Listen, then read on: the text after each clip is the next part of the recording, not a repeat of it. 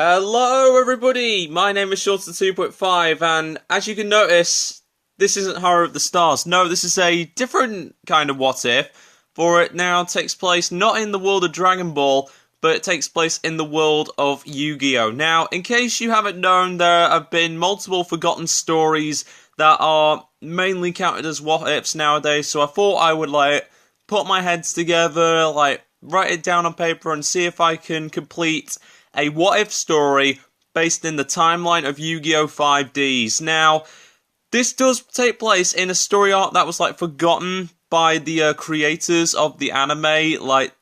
Basically, what happens is that, another story within the Arcania movement, yada yada yada, Akiza getting a lot of moments, yada yada yada, but of course, if you're a fan of 5D's, and if you're certainly a fan of Horror of the Stars, then this what-if will prove to be quite special. So, I gladly welcome you to Yu-Gi-Oh! 5D's What If, the Arcadia Movement arc. Now, this is in fact based off a lost story and lost, story arc that was never released in the anime at all, and, it was a little disappointing, and to be fair, we haven't even got the rest of 5D's dubbed here, but, of course, with enough research with every duelist, what they could do, what they can't do, as well as adding a few story, plot lines, which of course could be dramatic, which could be good.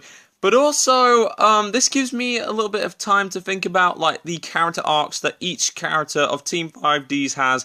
Yusei, Jack, Crow, Akiza, and I thought I would, huddle it up together and make a story, and to be honest, this is all before, Horror of the Stars, Dragon Ball Heroes story, as well as the Dragon Ball Super Broly, so I thought this would be a nice change. So, without any further ado, let us begin, and if you're familiar with Yu-Gi-Oh! 5D's, I recommend go watching that.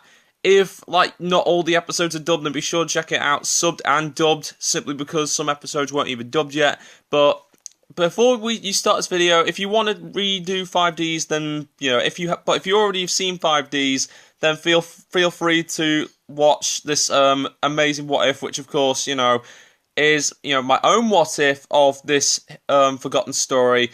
But I really hope you enjoy it, and if you do, be sure to like, comment, subscribe. And I also like to have your honest opinion on which other what if story that you would like to see in any era of Yu-Gi-Oh! Original, GX, ZEXAL, Art 5, or even VRAINS. Because if you want me to do that, then be sure to stay tuned, because there might be more coming soon in the near future. So, without any further ado, let us begin the Yu-Gi-Oh! 5D's What If Arcadia Movement arc. So, let us begin, shall we? So, I just want to put this out there that in this What If, I will be going with the dub names of the character, but, if you want to stick with the original names in the original Japanese version of 5D's, then you're free to do so, but in this What If, I'm going to be using the dub names. So, anyway, just wanted to get that out of the way. Let's begin. Alright, so to start things off, we start things in Crash Town. In case you don't know what that is, that's the town where Yusei found Callan Kessler, after the Dark Signers arc, and where he had this whole, Callan just wants to, disappear for good, and then at the end of it, Yusei finally cleared up his mind. Well, apparently there is something going down in this town, for the Arcadia movement is right now taking children from that town for testing and research, of course. However, this is unknown to the world. This leaves Sector Security completely puzzled and more specifically in the dust. And of course, Callan did try to stop it. Unfortunately, a psychic duelist with a mask, literally, just battered Callan in just a single card.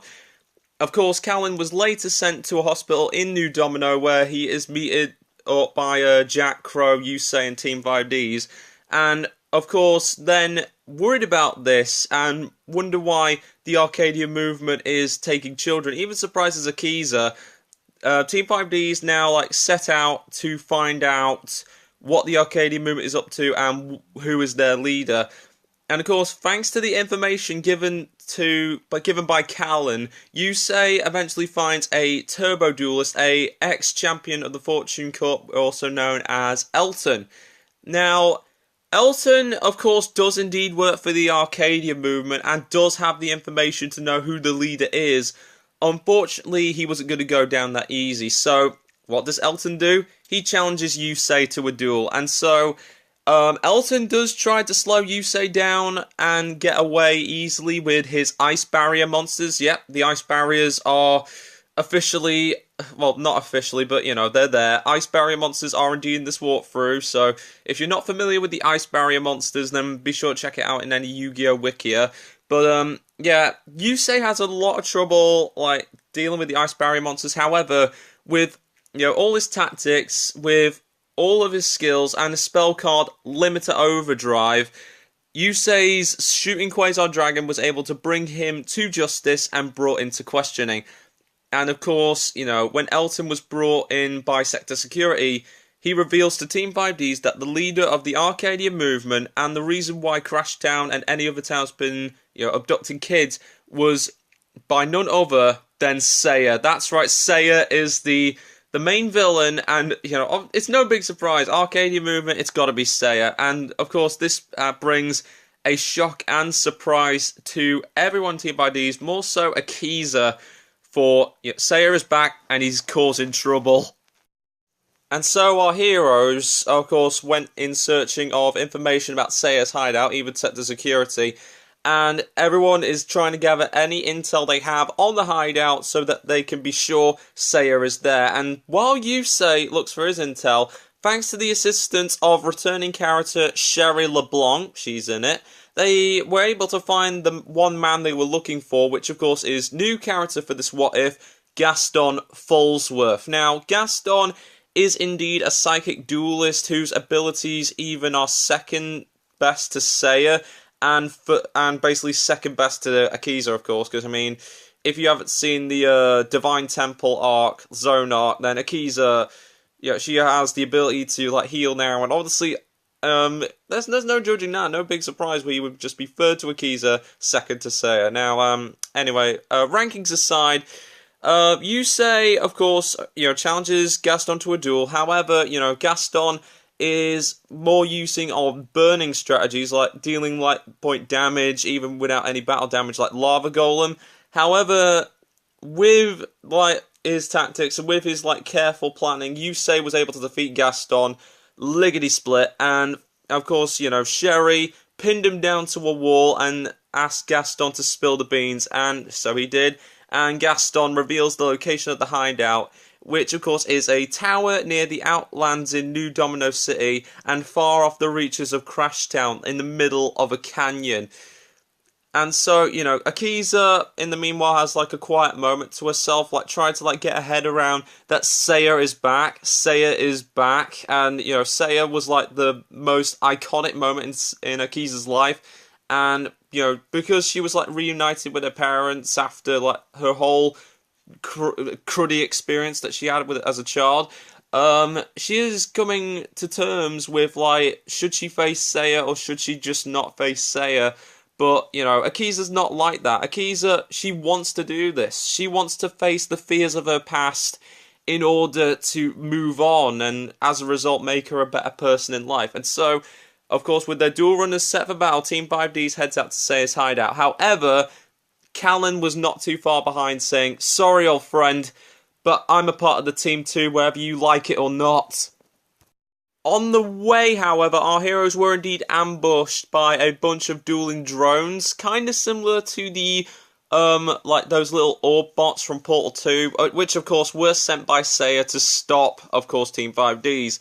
And this, of course, forces our team to split in two, with, like, Akiza, Jack, Crow, and, of course, like, Callan splitting up into going into Seiya's hideout, while Leo and Luna were forced to deal with the drones alone. Of course, they were struggling at first with barely enough life points to spare. However, there was one more person that came out to save the two kids in time, and it was Greiger. Yes, that's right, Greiger is back for this What If. And of course, you don't know who Greiger is. He's that dude with the massive dual runner who fought Yusei in the Fortune Cup, as well as the Dark Signer that Crow fought, but then, of course, was reformed after the Dark Sign arc. So, he showed up for assistance, like summoning his monsters like Flying Fortress Skyfire and Dark Strike Fire. Unfortunately, the drones were just too much until Greiger, after a lot of thought, like brings out a new monster he brings a new monster to the team, which of course is known as Synchron Reactor V-2. And of course, with Call the Haunted, he brings back Darkstrike Fighter, and then he tunes it together to form his new monster. And you know, with Yu-Gi-Oh, you got to promote some new cards. So this is a fan-made card from yours truly. He synchro summons Darkstrike Fortress V-2, and of course, while that's happening, the drones also chase after Team 5D's. However, Callan was there to provide them assistance. Of course, he synchro summons a new monster, which is known as Infernity Chaos Dragon. And I would explain the effects further on, but you know what? All I can say is that Infernity Chaos Dragon and Darkstrike Fortress V2 completely dominate the duel and destroy the drones on their way through. And so the road to the Arcania Movement hideout was now crystal clear, and Seiya was just within their grasp. And of course, Leo and Luna, they tried catching up to the team in the meantime, but we are here. The final duel awaits, and it's just beyond those doors. So, after many trials and tribulations, Callan and Team 5D's head towards the building where Seiya is hiding. And, of course, they arrive at the building, and Jack honestly wants to, beat the living heck out of Seiya. But Akiza requests that she wants to duel Seiya on her own. Of course, they all agree with this after one of Akiza's powerful speeches. And because of their understanding, Yusei gives Akiza his Stardust Dragon for good luck. And that's a Yusei X Akiza moment right there. So lovely. So once they arrive inside, each individual member of Team 5D's were attacked by psychic duelists under the control of Seiya, and they were forced to duel each of them. And of course, we had a tag duel. One of them was a tag duel between Crow and Callan versus two psychic duelists by the name of Kari and Alice. And of course, with Crow's Black Wings and Callan's Infernity Doom and Chaos Dragon, they were able to win easy peasy. However, Jack Atlas was, of course, forced to duel a friend from the past who knows a certain person. In case you don't know, if you don't know, there was a character in the Darksiders arc called Misty Tredwell, who also has a hate for the Arcania movement because of her brother Toby, which of course Seiya used, and of course he basically Seiya pushed Toby too much. And, of course, in the dub, he was shipped away, and in the original, he was, overused too much that he died. But, Toby, okay, no matter which version you see it, Toby is there. Toby is brainwashed, and he is dueling Jack. And, of course, this is probably going to tick off Misty if she was here. And, of course, Jack does challenge Toby to a duel. Of course, Toby does put Jack in the ropes, but, of course, with Jack's Red Nova Dragon, he was able to win the duel, but Toby remains unconscious for the entire time. All this while Yusei finds the locations for Seiya's hideouts in every corner of the world, because in the Darksiders arc, when he ships away some people, the location is ever changing, and with this information, he reports this to Sector Security, he reports this to Trudge, and of course, they are now on the scene to arrest any traces of the Arcadia movement. Good job, Yusei. And, of course, not too far away, Leo and Luna finally arrive at the hideout where they encounter the twins Susan and Stanley, who are again under the control of Seiya. Of course, they are indeed psychic duelists. And, of course, they do challenge the Sign of Twins to a duel, and it was very close. Those two were putting Luna in a corner with her monsters and putting Leo in the corner with his Morphtronics, but of course, and I know this is going to be cliche and whatnot, but of course our Signer twins do indeed win with Luna's Ancient Fairy Dragon and of course Leo's Power Tool Dragon and Lifestream Dragon, of course defeating Susan and Stanley. And, of course, like Toby, they were out for the count with their minds completely taken away. And, of course, Sector Security, picks up an old friend, Misty. That's right, Misty is indeed in this walkthrough. And, basically, Misty asks, why are they here? And, basically, an officer asks, we came here to bring you to your brother. And, of course, Misty, drops a glass of water and basically is just... She cannot get around the fact that her brother has been found, and so she demanded to see him at once. After dealing with many of Seiya's tricks and traps, Akiza finally arrives at the top of the Arcania Movement hideout, where Seiya is there ready to greet her smugly. And of course, you know, being the trickster that he is, he then asks Akiza to come back to the Arcania Movement. However, with everything that she's been through, the answer that came to her mind is that she, of course, refuses. Because, I mean, she has her parents back. I mean, Seiya's more or less like a nanny. I mean, she doesn't need a nanny anymore. She has her mum and dad back. But of course, you know, Seiya explains to Akiza that with his psychic abilities, he's able to like unlock a new dimension, like that is filled with happiness and joy, where everyone can enjoy it. And of course, he then tried using his power to like force her to come back by force, even doing so far as to like turning her into a child and sending her back in time to all the bad things that has happened to her. And of course, with his words, his devilish words, like Seiya offers Akiza a chance to redo her whole life, and basically is like, if you just come with me, none of this will ever happen. It will have never have existed. Sure, there may be a few bad things here and there, but I trust you, Akiza. Your life will be even more brilliant, I swear it. But now this part is the most emotional part of this what if, and I'm not even joking. Akiza like notices all the bad that has happened, but then of course Akiza then becomes furious at Seiya, believing that she doesn't want any of that. And then of course Akiza's powers show Seiya all the good that has happened and what she has learned from all that darkness that she had to go through, and it was because of that, and it was thanks to Yusei, she was able to cast aside the identity of the Black Rose Witch and move on to becoming a member of Team 5D's.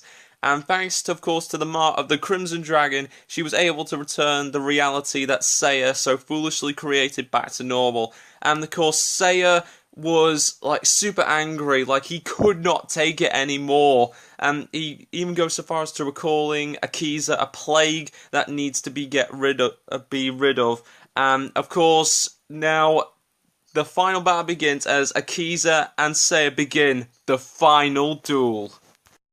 So, the actual duel between Akiza and Seiya was, of course, huge. It was fierce, it was deadly, and, you know, Akiza was, like, completely battered. Like, every time Seiya, like, just knocked her down, she kept getting back up. And, of course, with Seiya's monsters being with Fort Ruler Archfiend and his new monster for this what if, Fort Destroyer Chimera, level 12, 3,000 attack points, with the effect of every time that you destroy a monster, you gain life points equal to that monster's attack points, and then deal damage to half of the damage that, of course, is gained to your life points.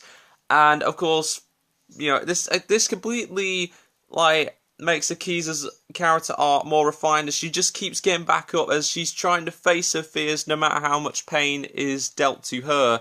And so, thanks to the support of her friends, Black Rose Dragon, and of course the assistance of Stardust Dragon, we're able to defeat Seiya, winning the duel. However, Seiya was not ready to give up. He was still on 100 life points left, and then activates Fort Destroyer Chimera's special ability for banishing every psychic monster in his graveyard and inflicting the damage equal to all individual levels of all psychic monsters in the graveyard times 200, which of course would have been the end for Akiza. However, Akiza activates a trap card from the past, and this was used by Yami Yugi during the Orichalcos art.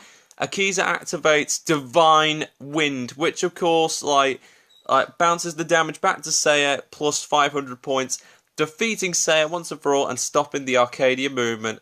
Unfortunately, Seiya was still refusing to go down and going straight to the facility, so he tries to blow up the building with all of Team 5D's with it. However, thanks to the courage that Akiza shown during that duel, the Crimson Dragon then arrives and protects our heroes, and of course the people inside the tower from the explosion. Seiya, of course, does indeed survive and was sent into the facility for his crimes. And of course, Toby and the other kids returned home and Akiza was finally freed from all her fears and could now move on by first off giving Yusei a nice big hug, and tears were just shooting down her eyes. She finally conquered her fears. It scared her too much, and then she's finally free. She is finally free from all the pain and that she had to go through over the years, so she can then move on. Later on, Akiza does spend time with her family before setting off on a new adventure. This is the next day. She gets on a dual runner and then starts a new adventure and a new life with her friends, departing into a brighter future. And with that, that is the end of this Yu-Gi-Oh! What If? If you enjoyed this, be sure to like, comment, and subscribe, and also comment which generation of Yu-Gi-Oh! Would you like to see the next What If, and if so, what kind of arc would you like it to be? And again, it could be like Yu-Gi-Oh!, GX, ZEXAL, Art 5, or even VRAINS. But, you know, thank you so much for watching this video, and I was going to save this, like, later on in the year, like, you know, Christmas or something like that, but I thought I might as well release it early just so I can, like, bring this idea down to the table. But I want to thank you so much for watching this video, and I cannot wait to do more, because honestly, this was so much fun. So, I hope you enjoyed this video, and I'll see you in the next one. Be sure to comment which next era you would like to see, and if so, which What If saga would you like to see in that of course, chosen saga. So, thank you so much for watching, and I'll see you next time. But also, I will see you for a Yu-Gi-Oh! Legacy of the Duelist 5D's coming the 17th of November 2018. So, I'll see you around, everybody. Thank you so much for watching. Bye-bye.